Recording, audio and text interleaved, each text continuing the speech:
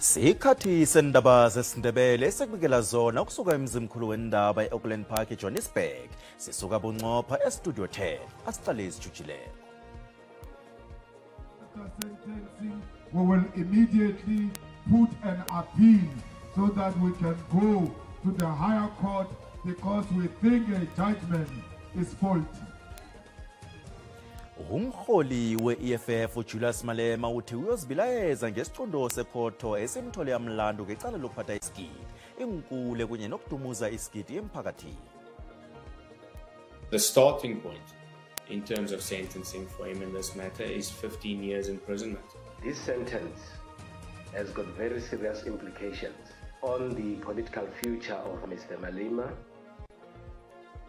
Isazise somthetho uAdrich Ruth uJulius Malema ngagwetshwa iminyaka eli-15 ahlezi ejele ngomlando wabekwe wona lo. Not being able to go to Nongoma to go and have a decent meeting with the ANC. So I said it. And the French authorities, I must mention, have been very cooperative and have been of assistance. Ingena ingenile emlayezo yokududuza umndeni womzenda weSouth Africa eFrance unathi mthetho obhubhele eFrance. Nakusenjalo nemphathimandla zeFrance isaraka nokuphenya unobangela wokubhubha kwakhe. Yathokoza ukuthi nginfumanese ningilindile bona ngizonibekela indaba eziphuma phambili zanamhlanje lapha ku-SABC1 ngesiNdebele. Akwande isitshaba sekosi.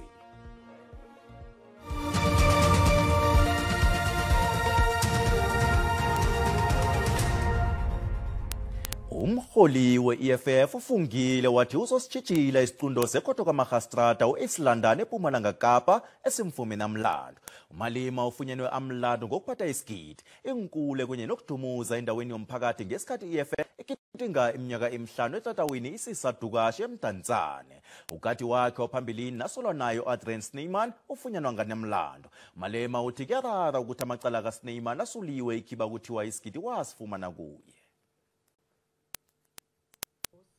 Nakethula isahlulelo uMagistrata uThwanet Olivier uthi umbuso ukhonile ukunikela ngobufakazi obuqinileko. Ungezelela wathi ivideo egega enkundleni zokuthintana kaMalema akukhoneki bona ingasetshenziswa njengobufakazi ngombana kungaziwa bona ivelaphi. Uhlabe ubufakazi bakaMalema wathi akhanga phendula imibuzo eqhakathekileko kanti lokho akhange kumsebenzele. Mr. Malema had evaded many questions that had warranted a reply.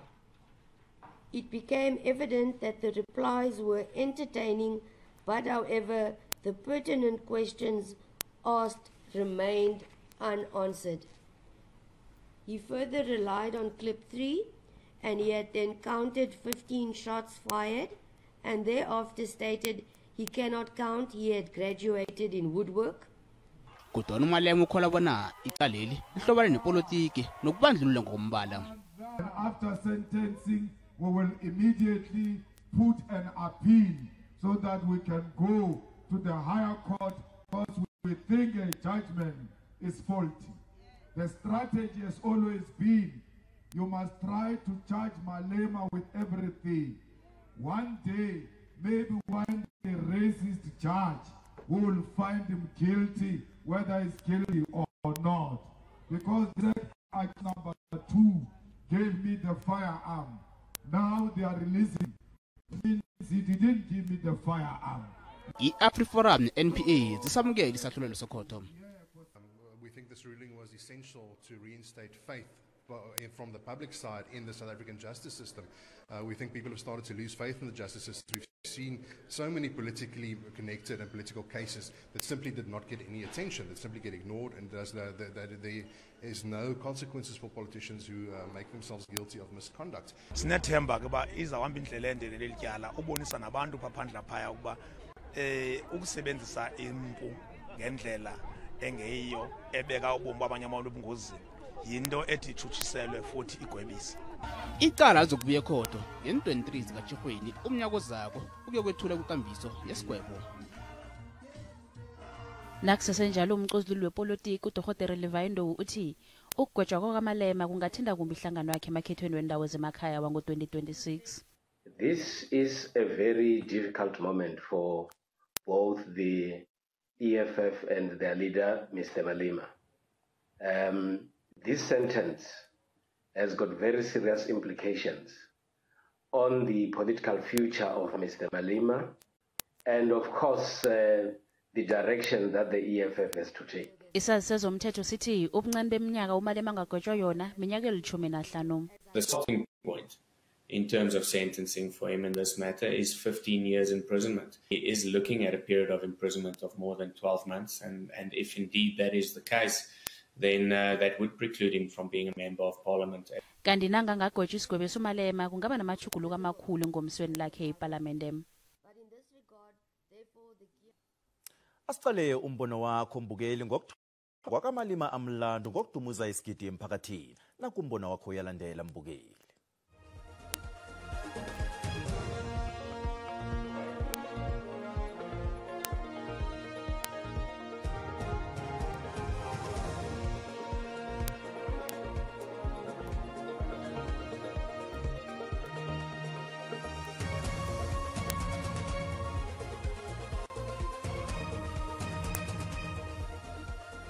abagwetshwayo ukuze abantu bazi ukuthi akekho ngaphezulu komunye.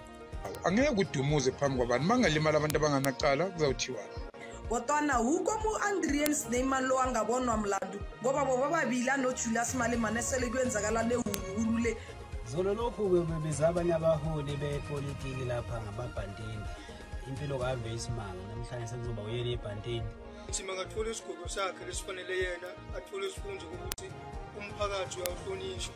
Asibonga ngoba ekugcineni sesisaphuma isinqumo ngale cala kaMalema bekade lokhu kuhlehle bengafuni ukukhipha isinqumo. Nangabe wasikhipha isigidi esochacha la sihlangana abantu kamara chitile sekhotho ngeke alithumbe umlando lowo. Siyathemba kuzawuthi afike ke uJanuary lobekwe bakwawusa ngosigwebo sibone ba isigwebo saphuma sithini. Umbuzo wami uyi-1 uPhathi number 2 ufuna abangenatyala igama eliyi kodwa wanika Malema ekhaya. Ekubeni beba bonke nalomlungu no-innocent kanjani lana akuhambi kahle guys. Nonke umbukeli SABC ayizokuthweswa umlando ukuziphendulela kombono wombukeli. Imphathimandla zeFrance zisaphenya malungana nokubhubha komzenda weSouth Africa eFrance uNathi Mthethwa kanti nganeno eSouth Africa saraga nokungena umlandelanda mezu yokuchiriya. Umthethwa ufunyenwe abhubhile izolo ehotela eParis ngemva kokubikwa njengomuntu olahlekileko ngomvulo. Mthethwa ubelilunga leParliament iminyaka engaphezulu kwama-20 yonke enkhundleni ezihlukahlukeneko zekhabhinethi. Umthethwa wakhethwa ngumengameli uCyril Ramaphosa eminyakeni emibili edlulileko ubukwa ngokukhamselela kwakhe ubudlelwano beSouth Africa neFrance. The President extends his sympathies to the Ministry and Department of International Relations and Cooperation, and in particular officials in our embassy in Paris. Nekhala lakhe lepolitiki ANC idlulisame ezokushiriya. For the African National Congress, it's the work that it did to build the organization in Northern Natal at a time when Northern Natal was a no-go area. People such as himself and many others sacrificed their family life and their youth to ensure that today we can no longer talk about not being able to go to Nongoma to go and have a decent meeting as the ANC. So we're saddened. Imininingwana malungana nokubhubha kwakhe sola ikabi ukuvela. Umnyango wezobudlelwano bamazwe ngamazwe kulindeleke bona ukhupha ilwazi elinabileko malungana namalungiselelo okubuyiswa kwesidumbu sakhe ekhethwapha nomngcwabo. So it is indeed very difficult for everyone, and we as government are providing all the necessary support to the family to enable them to understand the circumstances. Umthethwa khaba ngungqongqotjhe wamapholisa ngohobo eka-2012 mhlapha nje naye khe waphathwa ekomshinini kaMadlanga avezwa ngumkomishinara wamapholisa waKwaZulu Natal uLieutenant General Nhlanhla Mkhwanazi thebatsho ungqongqotjhe wamapholisa waphambilini lo khe walinga ukukhandela ukuthutshiswa kwesikhulu salokhu yasezobhloli emapholiseni uLieutenant General Richard Mdluli. Akhe sihedlule emva ngesikhathi yaseselilunga le-ANC eParliament. Unathi Mthethwa wakhethwa njengelunga le-ANC eParliament ngo-2002. Ngochihweni ka-2008 wakhethwa njengososibepe wehlangano.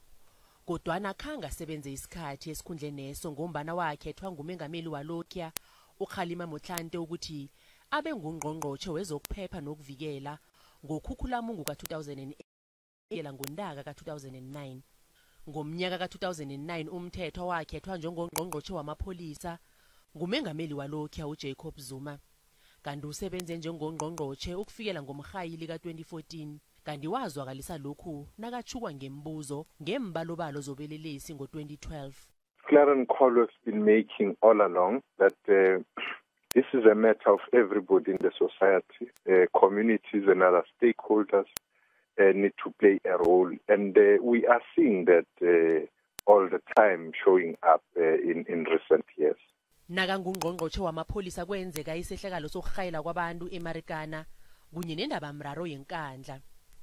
Ngohobo ika-2012 wavela ngaphambi kwekomishini iFalam lapha amagcwetha ajamele imindeni yabongazimbi beMarikana athi umthethwa unecala ngombana wasekela indaba yokuthi amapholisa akadumuze bekabulale. Ngo-2014 umvikeli womphakathi wangaleso sikhathi uAdvocate Thuli Madonsela wamemezela ukuthi akusise emthethweni ukumenyela komuzi kamengameli walokya uJacob Zuma njengendawo eqhakathekileko yelizwe. Ngomhayili ka-2014 uZuma wahlela ngobutsha icabinet yakhe wabeka umthethwa njengongqongqotshe wezobukhwari namasiko. And under level 2 still prohibits the sector from having no spectators at sporting events and cultural activities, including hosting international sporting events. In relation to concerts, ngemva kokususwa esikhundleni sokuba ngungqongqotshe womthethwa waba lilunga lekomiti ejeje zokuthuthukiswa komphakathi. Ngemva kweveke ehlisiwe esikhundleni wabuyiselwa eParlamente.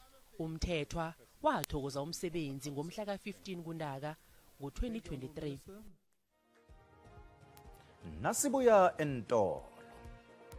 3, 2, 1. Ijabule lokuthi ngijabulile ngibamba umoya ukuthi nje ungangwisi. Umnikazi wekulisa kunye nomphakathi wakwaGuca eMalahleni uthokoza ucede kekulisa echacha ebanikelwe yona.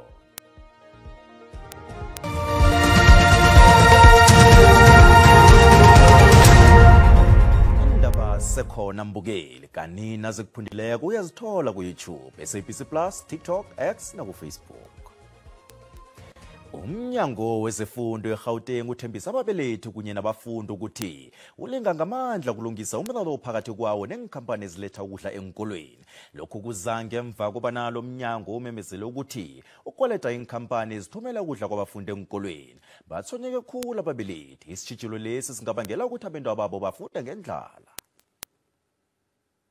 Lona omunye wabazali onezingane ezifunda ezikoleni zombuso uthi le ndaba yokuthi umnyango wezemfundo esifundazweni ukweleta inkampani ehlinzeka ngokudla yenza abungehla ubuthongo ngoba phela bona badla imbuya ngothi. Siphathekanga kahle kakhulu ngoba kuzokwenza ukuthi abantwana bagcine belwa ezikoleni. Sinenkinga vele ukuthi abantwana bayalwa manje kuwesike masebelambile njengoba besho bethi indlala ibanga ulaka kuzotholakala sebelimazana bazokulawuleka.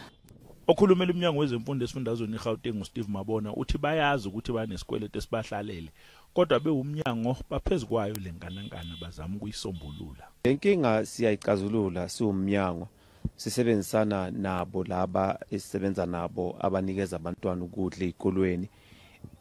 Yebo siyazi ukuthi siyabakweleta. Sikhulumile nabo sabatshela ukuthi sizobabhadala. Umabona uthi abazali behlisa umoya ingane zabo ngeke ibhuqabhuqwe indlala ezikoleni ukudla okukhona njengamanje kwenele kuzobaqhuba njengoba kulungiswa le ndaba. Kodwa abazali nje siyathi ngoba uma baletha ukudla la ezikolweni abaletha ukudla mhlambe kweviki baletha ukudla kwenyanga mhlambe nemaviki amabili ngathi nje ukudla okulethwa iviki neviki yiloku mhlambe okungamosheka iloko kuphela kodwa lokho kunye kukhona ukudla. Abazali nje abanethezeke sizosebenzisana nabo laba ukuthi abantwana bangatholi bangadlanga. Inhlangano ebhekele igungu elawula izikole ithi lokho kuzoba nomthelelo ongemuhle einganeni ngoba ingane ngeke ikwazi ukulalela uthisha uma kufundiswa ngoba izoba ibulawa indlala. Igama lami nguCalvin wakwaDludla. Indabeni zeSABC ngibika ngiseGoli. Abantwana bakwaGuca eMpumalanga sebazokufundela ekulisa kanokutsho. Ikulisa le ibiza 12 million yamaranda. Izokufundisa abantwana abangaphezulu kwama-90 ukusuka emasaneni ukuya ebantwaneni beminyaka emine obudala. Ijabule lokuthi ijabulile ngibamba umoya ukuthi nje ungangwisi. Iputango lika Phileas libe laphumelela. UPhileas uneminyaka engaphezulu kwama-30 afundisela abantwana ikulisa egirekako encane begodu enganeli isilinganiso sabantwana abafundisako. Ukuthola isekelo lemali bengingasilula nakancane kodwa njenganje chugulekile konke lokhu. Uthabe waveza lo mhlathi uPhileas nakanikelwa ikulisa etsha isimanje manje kanokutsho ekuzoqinisekisa ukuthi abantwana baphathwa ngefanele begodu bathola ifundiso ezingeni eliphezulu. Benginama challenge amaningi ukuthi building yami ivuluma ina yana kusemkhukhwini ngakhe ngedaka ngakha zenge konke nje ukutholayo bokwakhe crash so bekusiza ukuthi ngikhona ukupenda bese ibe yihle. Amalunga womphakathi nabanye ababelani bamukele ikulisa le njengezokuthuthukisa umphakathi.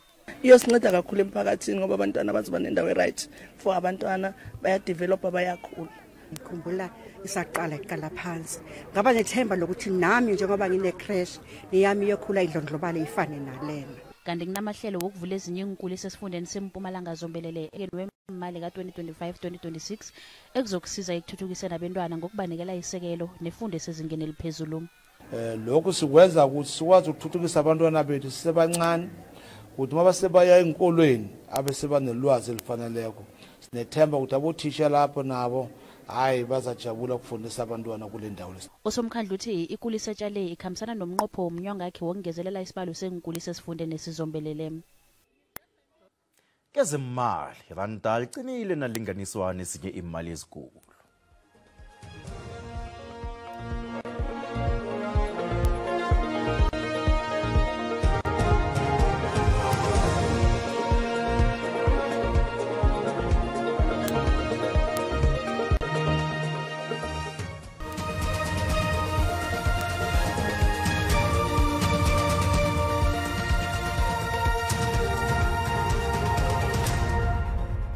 Siloshisile ekhaya ngelesithathu endambama. Sicalele ubujamo bezulu sibona lapha ke izulu nge-30% esifundeni sangale ngehlagwini Jingalanga ukufika lapha endaweni zabo Cape Town nalapha eGqeberha nge-30% eGwini. Kanti ke siyabona ukuthi kunomoya omakhaza endaweni zangale ke ngePumalanga Kapa kanti ke iSouth Africa yonke ngokunamhlanje nje siligubze sengamafu siyocala ukuthi ngakhani kunjani kusasa. Asasekhona amathuba wezulu kusuka lapha eCape Town nge-30% kanti ke ngapha ngesifundeni sangePumalanga Kapa khulukhulu ke eGwini elingale ngeGqeberha sithola lapha nge-60% kanti ke nakya sibona ikungu ngaleke nge-KZN abantu baza kutsheja bayelele khulukhulu ekseni nabachayelako kanti ke sibona lapha ke kunomoya omnengi lapha ke endaweni zangehlagwini Kapa kuthindeke nesifunda sangale ngePumalanga Kapa kancancazana ke nangale ngesifundeni seJingalanga Kapa. Asicale ukuthi kusasa ngisiphi isilemukiso esisitholileko lapha eAlexander Bay sibona lapha ke ayithosana nanda lokuthi ngaba nomlo wemango abantu batsheje bayelele kanti ke umoya unamandla ngale ngesifundeni saKwaZulu Natal ngeGwini. Sicala amazi ngokuchisa sithome lapha ngesifunda sangeGauteng sibonakala ke kuseni umoya uyaphembetha upholile ngokuhamba kwesikhathi isifunda sonke sifuthumele iLimpopo leyake ibonakala ichisa endaweni eziningi phalabura nge-32 lapha eMokopane nge-30 iliphalale nge-33 siya esifundeni sangeMpumalanga sifuthumele naso ke ngokuhamba kwesikhathi noma kuthoma ekseni umoya upholile nje bomachiding ngapho ngakwamhlanga kufuthumele iKwaZulu Natal bonakala lapha ke eKokstad kumakhaza kukhulu imini yonke nePietermaritzburg ngezinye indawo ke kupholile kanti ke siyocala lapha isifunda sangePumalanga Kapa sibonile umoya uyachidela umakhaza sifunda sonke imini yonke kumakhaza mbathani nifuthumele ngapho ngePumalanga Kapa ngale ke ngeJingalanga Kapa sibona ke lapha eCape Town kumakhaza aboMossel Bay nakezinye indawo sifunda sonke simakhaza pheze imini yonke eNorthern Cape sibona ke kupholile ekseni kumakhazana ngokuhamba kwesikhathi iSutherland makhaza imini yonke iKurumani ifuthumele nge-29 iFreystata leyake ebonakala ifuthumele ngemva kwamadina kodwa neGarib Dam imakhaza imini yonke ekseni lonke mbathani nifuthumele ngokugcina iNorthwest leyake ebonakala ekseni umoya uphembetha umakhazana ngokhathi sifunda sonke sifuthumele siya ngokuchisa endaweni eziningi sibonane kodwa ngesikhathi esilandelako tido.